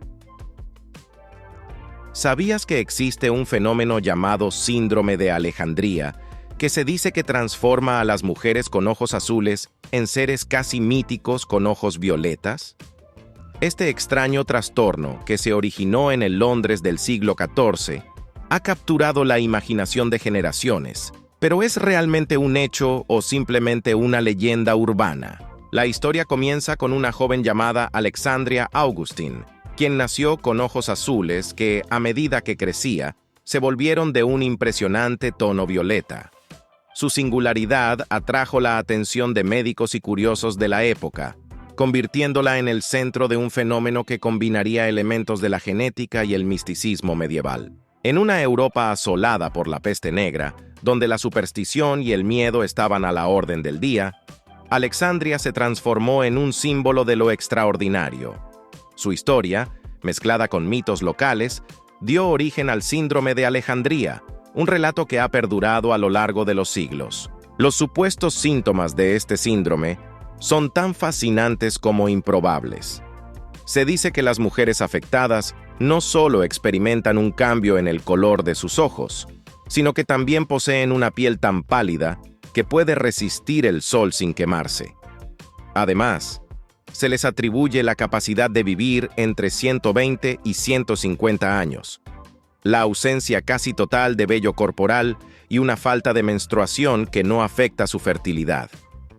¿Te imaginas tener características que parecen sacadas de un cuento de hadas? Sin embargo, cuando nos adentramos en el ámbito científico, la historia del síndrome de Alejandría comienza a desmoronarse. Los especialistas han encontrado que las características atribuidas a este síndrome carecen de fundamento biológico. Por ejemplo, la idea de que una piel extremadamente pálida pueda soportar la radiación solar sin consecuencias es simplemente errónea. La melanina, responsable del color de la piel, es crucial para protegernos de los daños UV. Así lo explica el dermatólogo James Spencer, quien subraya que una falta de melanina aumenta el riesgo de quemaduras y cáncer de piel. En cuanto a los ojos violetas, los expertos afirman que este color inusual no es el resultado de una mutación genética, sino de la dispersión de la luz y la cantidad de melanina presente en el iris. Además, la ausencia de menstruación junto con la fertilidad es biológicamente improbable. La gerontóloga Sarah Harper también enfatiza que no existe evidencia de que la genética pueda extender la vida humana más allá de lo documentado. El síndrome de Alejandría se convierte así en un espejo de nuestra sociedad, una cultura obsesionada con la belleza y la juventud. Esta leyenda urbana refleja ansiedades culturales sobre la identidad y los ideales estéticos, mostrando cómo los mitos pueden moldear nuestras percepciones de lo que es normal y deseable. En la era digital, donde las imágenes son editadas y los ideales son inalcanzables, el síndrome de Alejandría se convierte en una representación de expectativas irreales. Internet y las redes sociales han facilitado la propagación de este tipo de mitos, permitiendo que historias cautivadoras, pero infundadas, se difundan rápidamente. Este fenómeno resalta la necesidad de una alfabetización mediática y científica que nos ayude a discernir entre la ficción y la realidad. El síndrome de Alejandría nos recuerda que, aunque la narrativa puede ser atractiva, es crucial cuestionar y buscar evidencia sólida detrás de afirmaciones extraordinarias. Así que, ¿te has preguntado alguna vez cuánto de lo que aceptamos como verdad está basado en hechos verificables y cuánto en leyendas urbanas? La historia del síndrome de Alejandría nos invita a explorar la fascinante delgada línea entre la realidad y la ficción, y a apreciar el papel que la ciencia juega en iluminarnos sobre el mundo que nos rodea. ¿Sabías que existe un pequeño insecto que puede dar volteretas más rápido que cualquier otro ser vivo en la Tierra? Hablamos del colémbolo globular, un diminuto hexápodo que ha sido coronado como el campeón de los saltos acrobáticos. Sí, así como lo oyes. Este insecto, que mide apenas un par de milímetros, no vuela, no muerde y tampoco pica, pero tiene un superpoder: la capacidad de realizar saltos espectaculares para escapar de los depredadores. Imagina un videojuego de los años 90, como Sonic the Hedgehog, donde el puercoespín azul corre a toda velocidad. Ahora, Traslada esa velocidad al mundo real y te encontrarás con el colémbolo globular, que puede girar más de 60 veces su altura corporal en un solo salto. Un estudio reciente de la Universidad Estatal de Carolina del Norte reveló que este pequeño atleta puede completar hasta 368 rotaciones por segundo. Increíble, ¿verdad? Adrian Smith, un profesor de biología en Carolina del Norte, explica que cuando estos colémbolos saltan, no solo se elevan en el aire, sino que realizan volteretas al estilo de un acróbata. Es lo más parecido a un salto de Sonic en la vida real, dice Smith, quien decidió investigar cómo lo hacen. Para esto recolectó colémbolos en su jardín y aquí empieza la aventura científica. Capturar sus saltos fue un verdadero desafío. Los colémbolos globulares son tan rápidos que no se pueden ver en tiempo real. Smith aclara que, si intentas grabar con una cámara convencional, el insecto aparecerá en un fotograma y desaparecerá en el siguiente. Para resolver esto, los investigadores utilizaron cámaras que graban a 40.000 fotogramas por segundo. Con esta tecnología, pudieron analizar el despegue, la velocidad y el aterrizaje de estos saltadores acrobáticos. Lo sorprendente es que los colémbolos no usan sus patas para saltar, como cabría esperar, sino que se valen de un apéndice llamado furca, que se pliega debajo de su abdomen. Al saltar, la furca se dobla hacia abajo y actúa como un resorte, propulsándolos hacia el aire con una fuerza asombrosa y permitiéndoles dar volteretas a una velocidad impresionante. Pueden elevarse más de 60 milímetros en el aire. Eso es más de 60 veces su longitud. Un colémbolo globular necesita solo una milésima de segundo para dar una voltereta hacia atrás desde el suelo, alcanzando una velocidad máxima de 368 rotaciones por segundo, aclara Smith. Lo que hace que estos insectos sean aún más fascinantes es que, a pesar de sus acrobacias, sus saltos no están destinados a desplazarse hacia adelante, sino a escapar de los peligros que los acechan. Esta estrategia de huida les permite sortear a los depredadores con agilidad. Además, su aterrizaje no es tan suave como podría parecer. Caer y detenerse sin control es bastante probable, lo que les lleva a rebotar hasta que finalmente se detienen. Sin embargo, también tienen la habilidad de agarrarse a superficies utilizando un tubo pegajoso en forma de horquilla, lo que les ayuda a controlar su impulso. La investigación sobre el colémbolo globular es un recordatorio de la increíble diversidad de la vida que nos rodea. Este es un gran ejemplo de cómo podemos encontrar organismos fascinantes, muchos de los cuales aún no han sido descritos, dice Smith. Estos descubrimientos ofrecen una nueva perspectiva sobre las dinámicas de salto y aterrizaje de estos extraordinarios insectos. Así que, la próxima vez que veas un pequeño bicho en el jardín, ¿te has preguntado qué increíbles habilidades podrían estar ocultas en sus diminutos cuerpos? Quizás estés frente al campeón de volteretas del reino animal. ¿Sabías que los mamuts podrían haberse extinguido no solo por cambios climáticos o la caza humana, sino por algo tan pequeño como el polen? Una nueva hipótesis plantea que el auge de la vegetación al final de la edad de hielo generó enormes cantidades de polen en el ambiente, lo que podría haber causado reacciones alérgicas graves en estos gigantes peludos. Los mamuts, al igual que muchos animales, dependían de su olfato para realizar funciones esenciales, como encontrar alimento y, aún más importante, localizar pareja para reproducirse. Según esta nueva teoría, el polen habría bloqueado el sentido del olfato en los mamuts, haciéndolos incapaces de realizar estas tareas vitales. Con el paso del tiempo, la incapacidad para reproducirse habría reducido drásticamente su población, llevándolos a la extinción. La idea puede sonar extraña, pero los científicos que la proponen tienen un plan para ponerla a prueba. Sugerencias como examinar los estómagos de mamuts conservados en hielo y analizar heces fosilizadas podrían ayudar a detectar si estos animales sufrieron de alergias severas. Los investigadores estarían buscando proteínas inmunitarias que se producen durante una respuesta alérgica, lo que podría demostrar que los mamuts padecieron de fiebre del heno, una enfermedad que hoy afecta a muchos seres humanos. Aún así, no todos en la comunidad científica están convencidos de esta idea.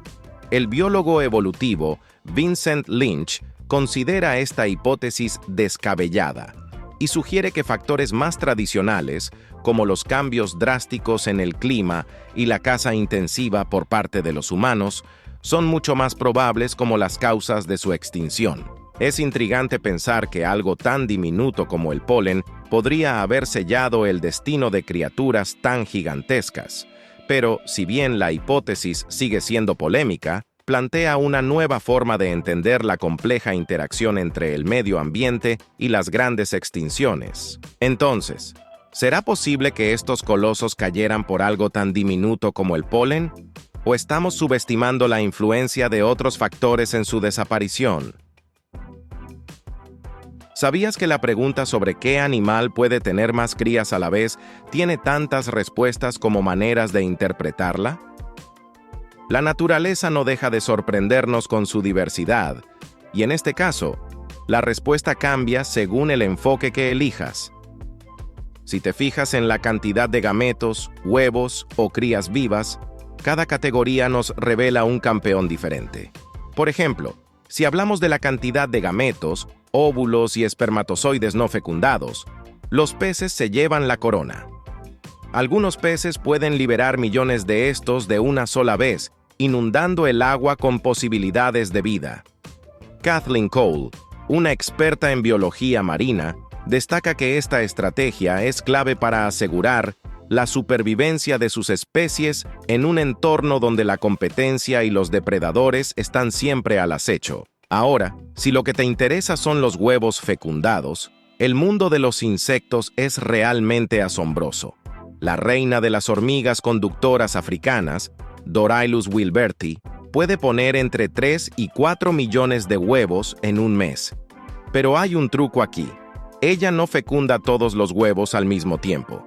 La reina elige cuántos machos y hembras producir, regulando así la dinámica y la población de su colonia con una precisión asombrosa. Y si lo que buscas es saber qué animal puede traer al mundo la mayor cantidad de crías vivas en una sola ocasión, el caballito de mar es el ganador absoluto. Lo curioso de esta especie es que es el macho quien lleva a las crías en su bolsa incubadora y puede dar a luz hasta 2.000 pequeños caballitos de mar de una sola vez. Esta peculiar estrategia reproductiva es totalmente única en el reino animal y muestra hasta qué punto la evolución ha encontrado soluciones adaptativas impresionantes. Lo más interesante de todo esto es que no hay una sola manera de tener éxito reproductivo en la naturaleza.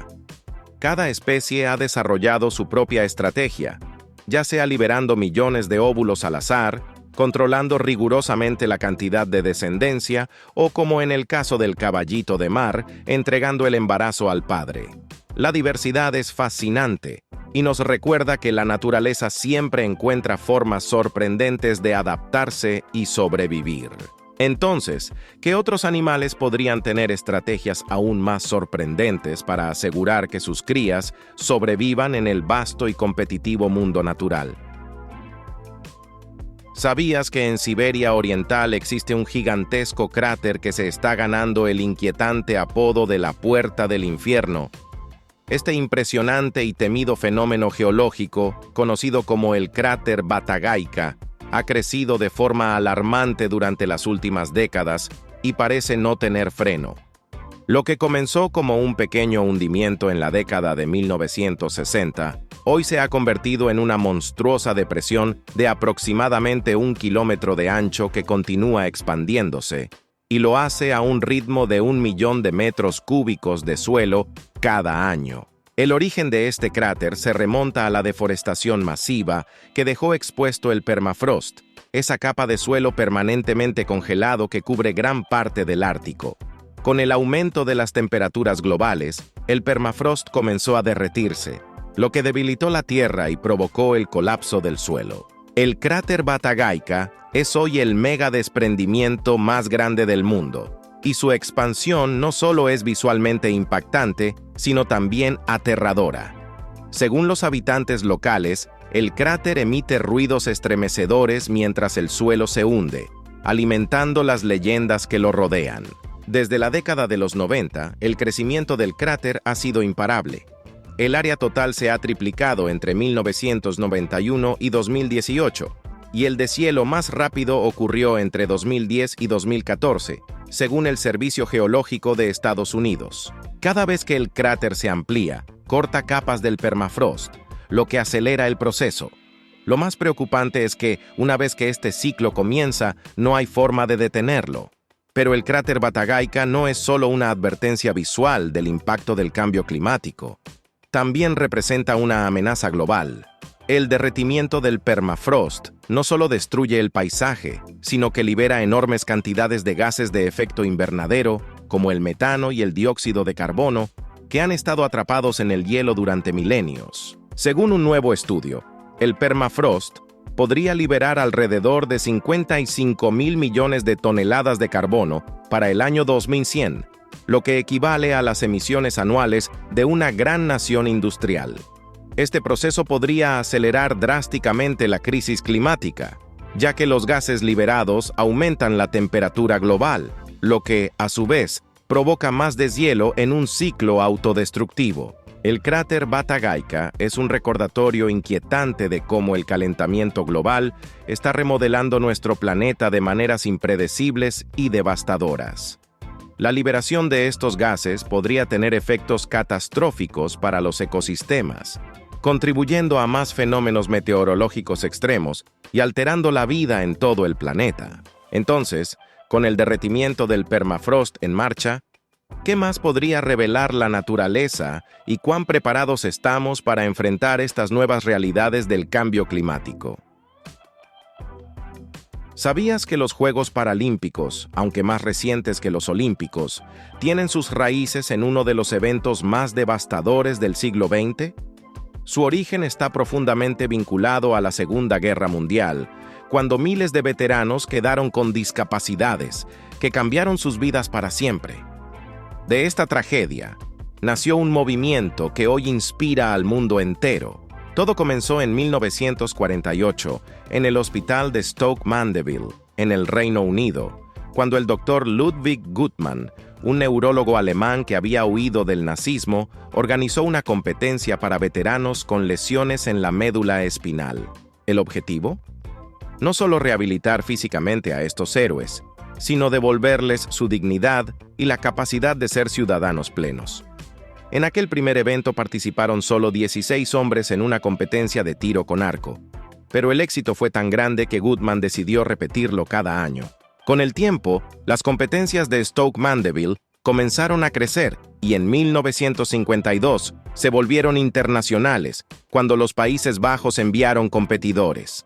El evento siguió expandiéndose hasta que, en 1960, Roma fue testigo del nacimiento oficial de los primeros Juegos Paralímpicos, con la participación de 400 atletas de 23 países. Las disciplinas incluían atletismo, natación y baloncesto en silla de ruedas, entre otras, lo que marcó el inicio de una nueva era en el deporte. El término Juegos Paralímpicos no se hizo oficial hasta 1984, pero ya para entonces las competiciones habían ganado un reconocimiento significativo. Desde Seúl 1988, los Juegos Paralímpicos se celebran en la misma sede que los Juegos Olímpicos, un símbolo de la creciente integración y respeto por estos atletas. Hoy, los Juegos Paralímpicos son un evento internacional de primer nivel, y en París 2024 se batieron nuevos récords. 4.400 deportistas de 167 países, además de un equipo de refugiados y deportistas neutrales. El espíritu de superación y la igualdad están más presentes que nunca. Así, lo que empezó como una pequeña competencia de rehabilitación se ha convertido en uno de los eventos deportivos más inspiradores del planeta. Entonces, ¿cómo crees que seguirán evolucionando los Juegos Paralímpicos y qué nuevos desafíos superarán los atletas en el futuro? ¿Sabías que los científicos han descubierto un antiguo fondo marino que se hundió en las profundidades de la Tierra durante la era de los dinosaurios? Así es. Este fragmento, escondido a cientos de kilómetros bajo la superficie, revela secretos asombrosos sobre la historia y el funcionamiento interno de nuestro planeta. Es como si hubiéramos encontrado una cápsula del tiempo geológica, atrapada desde hace unos 250 millones de años. El descubrimiento fue posible gracias a técnicas avanzadas de imágenes sísmicas, una especie de rayos X de la Tierra. Utilizando ondas sísmicas, los investigadores pudieron ver a través de las capas del planeta y encontraron una zona extrañamente gruesa entre los 410 y 660 kilómetros de profundidad. Esta región, conocida como la zona de transición, es donde el manto superior se encuentra con el manto inferior, y dentro de esa zona se detectó lo que parece ser un trozo fosilizado de fondo marino.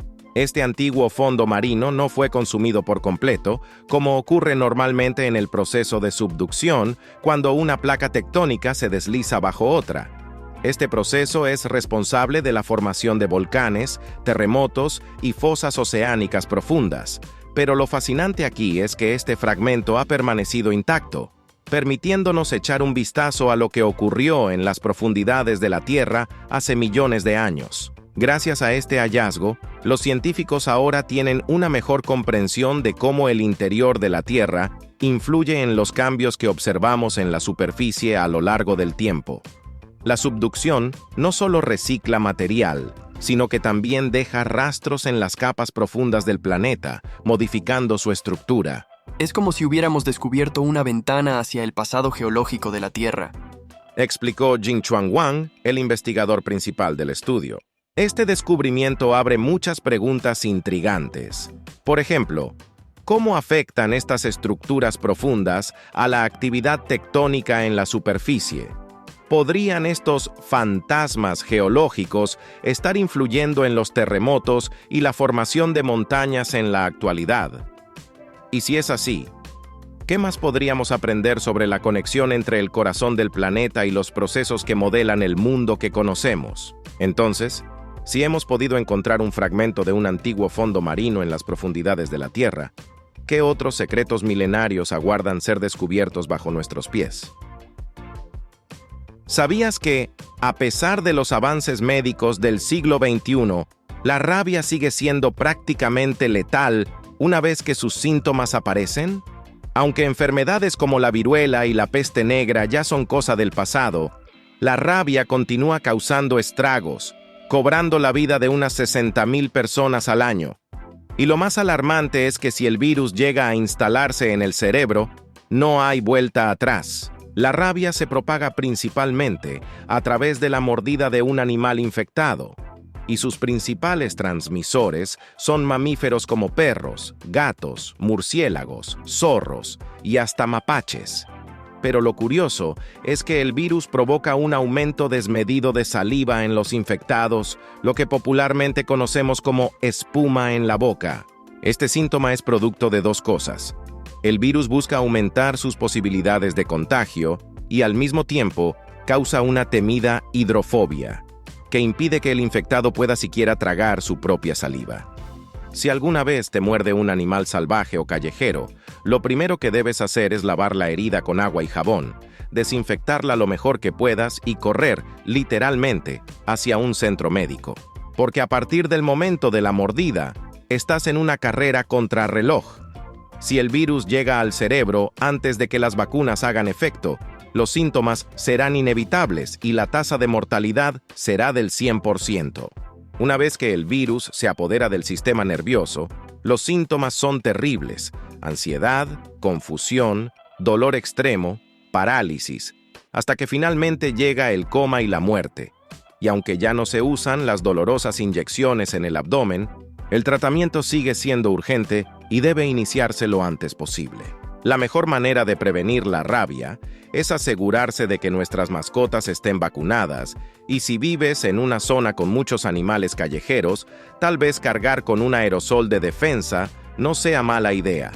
Pero, ¿qué pasaría si este virus pudiera ser finalmente erradicado? ¿Estamos cerca de librarnos de este letal enemigo de una vez por todas? ¿Sabías que no todos los virus son villanos en nuestra historia de vida? Mientras algunos virus son conocidos por causar enfermedades devastadoras en humanos, como el COVID-19 o el SIDA, hay otros que pueden considerarse héroes invisibles en el mundo microscópico. Hablamos de los bacteriófagos, también conocidos como fagos, que son virus que atacan exclusivamente a las bacterias. Los virus son organismos microscópicos que se infiltran en las células para replicarse, pero no todos son perjudiciales. De hecho, los bacteriófagos son fundamentales para el control de las poblaciones bacterianas en la naturaleza. Su ciclo de vida comienza cuando un fago se adhiere a una bacteria, inyecta su ADN y utiliza la maquinaria celular de la bacteria para producir nuevas partículas virales. Este proceso no solo destruye la bacteria, sino que también ayuda a mantener el equilibrio en diversos ecosistemas al evitar el crecimiento descontrolado de estas. Lo fascinante es que nuestras células humanas no tienen receptores para estos virus, lo que significa que no podemos infectarnos con ellos. El Dr. Joe Schwartz, de la Universidad McGill, nos recuerda que estamos rodeados de bacteriófagos en nuestro entorno. Están en el suelo, en el agua y hasta en nuestra comida. Se estima que hay miles de millones de estos virus en la Tierra y prácticamente cada tipo de bacteria tiene su propio bacteriófago. Estos pequeños guerreros microscópicos están en constante batalla con las bacterias, actuando como reguladores naturales de su población. La interacción entre los bacteriófagos y las bacterias es un espectáculo de evolución en acción. Las bacterias desarrollan defensas para evadir la infección, mientras que los fagos evolucionan nuevas estrategias para superarlas. Este juego del gato y el ratón mantiene un equilibrio dinámico en la naturaleza. Por ejemplo, cuando una población de bacterias se vuelve dominante, los fagos pueden infectarlas y reducir su número, permitiendo que otras especies bacterianas prosperen. Este proceso es esencial para la salud de los ecosistemas, ya que la diversidad bacteriana es clave para el funcionamiento de los suelos, los océanos y otros hábitats. Desde su descubrimiento en 1915 por el bacteriólogo Félix Darel, los bacteriófagos han demostrado ser aliados en la lucha contra las infecciones bacterianas. En un mundo donde la resistencia a los antibióticos se ha convertido en una crisis de salud pública, los fagos ofrecen una alternativa prometedora. Al atacar bacterias específicas, los fagos pueden eliminar patógenos sin afectar a las bacterias beneficiosas que habitan en nuestro cuerpo, como las que se encuentran en nuestro intestino, las cuales son esenciales para nuestra salud. En varios estudios recientes, se ha explorado la terapia fágica como una opción para tratar infecciones resistentes a antibióticos. En estos tratamientos, se utilizan bacteriófagos seleccionados para atacar a las bacterias patógenas en el cuerpo del paciente. En algunos casos, estos tratamientos han mostrado resultados sorprendentes, incluso en pacientes que habían agotado todas las opciones de tratamiento con antibióticos. La terapia fágica se está investigando cada vez más en hospitales y laboratorios de todo el mundo, y algunos científicos creen que podría ser una parte crucial de la medicina del futuro. Así que la próxima vez que pienses en virus, recuerda que algunos pueden ser más héroes que villanos. ¿Te imaginas un futuro en el que los bacteriófagos sean la solución para combatir infecciones resistentes a los antibióticos? ¿Podrían incluso cambiar nuestra forma de entender la salud y la enfermedad? ¿Sabías que uno de los libros más influyentes en la historia de la astronomía estuvo al borde de la extinción?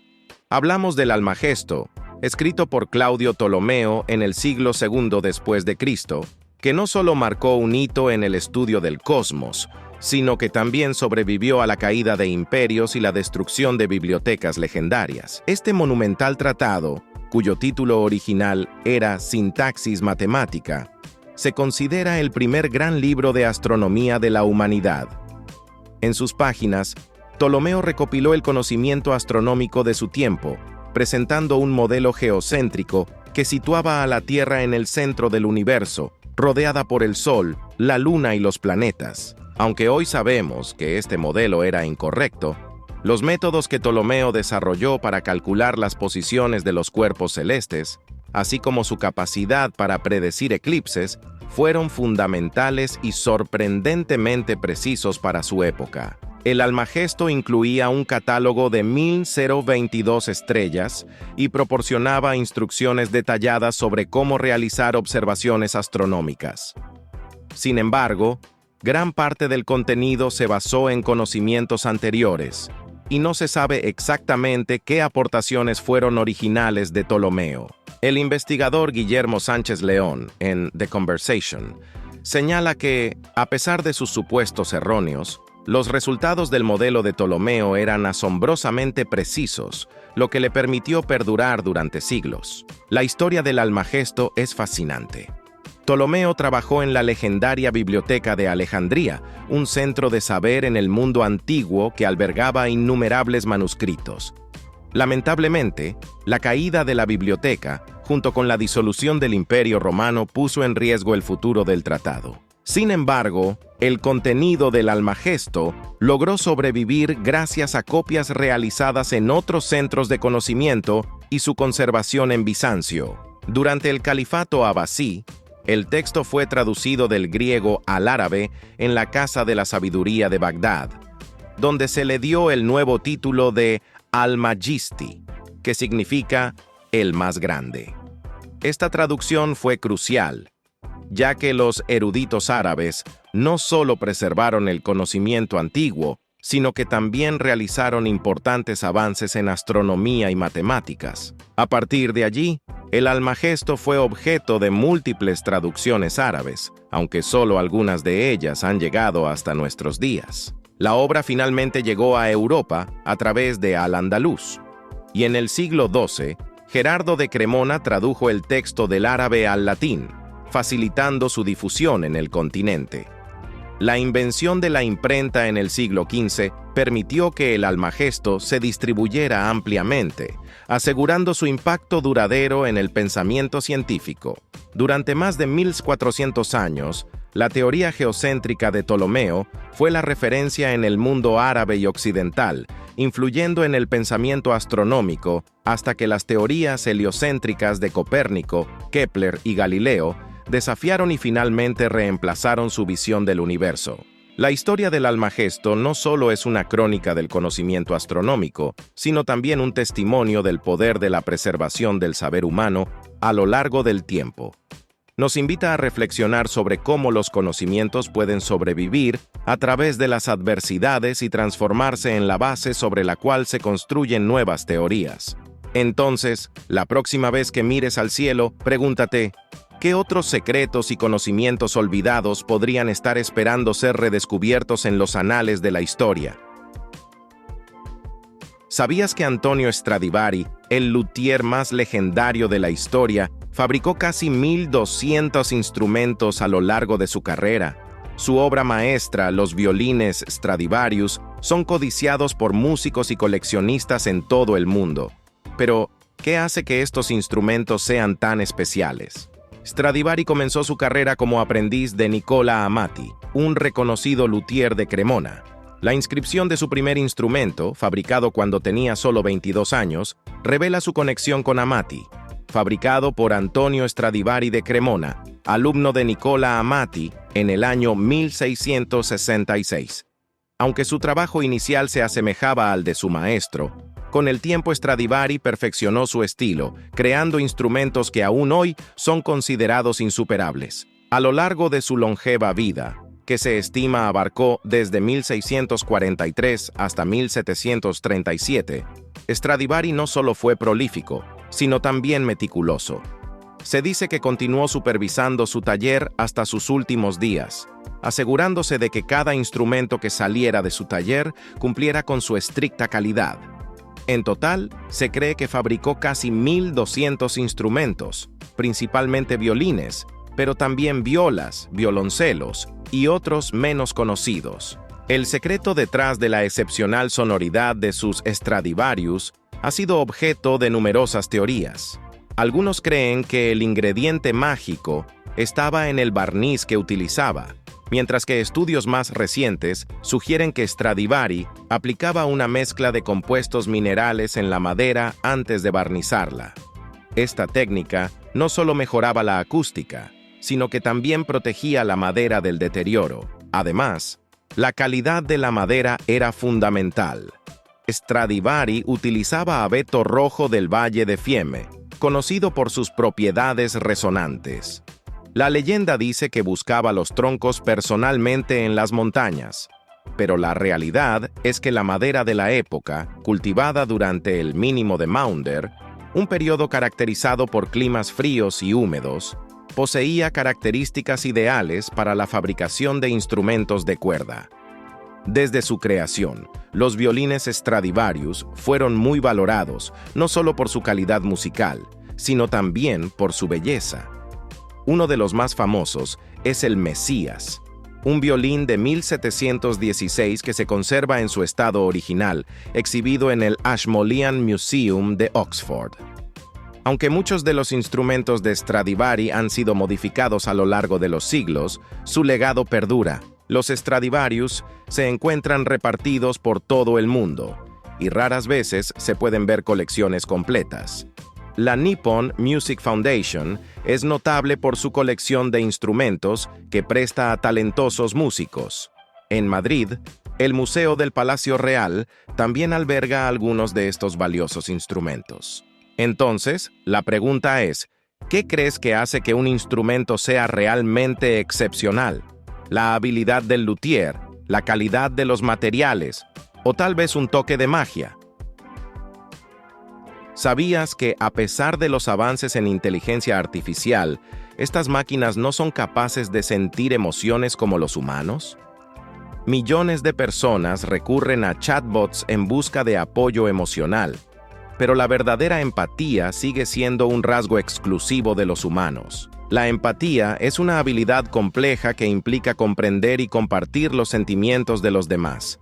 Esta capacidad nos permite conectar con las experiencias ajenas, algo que los asistentes virtuales como Siri y Alexa, así como modelos de lenguaje como ChatGPT, intentan emular. Pero ¿hasta qué punto pueden realmente ofrecer consuelo? Investigadores de universidades como Cornell, Olin y Stanford se han adentrado en este tema y han descubierto que, aunque los chatbots pueden reconocer palabras clave y señales emocionales, a menudo reproducen los sesgos que existen en los datos de los que aprenden. Esto significa que pueden emitir juicios de valor sobre identidades como las personas homosexuales o musulmanas, y a veces incluso respaldar ideologías dañinas. Así, en lugar de brindar apoyo genuino, estos bots pueden perpetuar estereotipos negativos. Andrea Quadra, investigadora de Stanford, comentó que la empatía automatizada tiene el potencial de generar un impacto positivo, especialmente en sectores como la educación o la atención médica. Sin embargo, es fundamental abordar este desarrollo con una perspectiva crítica para mitigar posibles daños. Es importante recordar que, aunque los chatbots pueden simular respuestas emocionales, no sienten nada. Simplemente procesan datos y generan respuestas basadas en patrones predefinidos. Esto se vuelve evidente en contextos que requieren una profunda conexión emocional, como la terapia o el cuidado al final de la vida. Si bien estos modelos pueden responder preguntas, carecen de la profundidad necesaria para una comprensión real y emocional. Los fracasos históricos de chatbots como Tai y Zhou de Microsoft son ejemplos reveladores de esta problemática. Tai, lanzado en 2016, comenzó a publicar mensajes ofensivos en cuestión de horas debido a que usuarios malintencionados explotaron sus algoritmos. Aunque Zhou intentó ser más cuidadoso, sus restricciones llevaron a respuestas tan frías que carecían de la conexión humana que los usuarios buscaban. Estos casos demuestran que imitar la complejidad emocional humana no es tan sencillo. Así que, la pregunta es, si las máquinas no pueden sentir, ¿podrán alguna vez entender verdaderamente el sufrimiento humano o simplemente nos ofrecerán una ilusión de empatía? Gracias por ver el video de hoy. Esperamos que te haya gustado, si fue así. No olvides suscribirte y activar la campanita de notificaciones para que YouTube te avise cuando subamos nuevo video.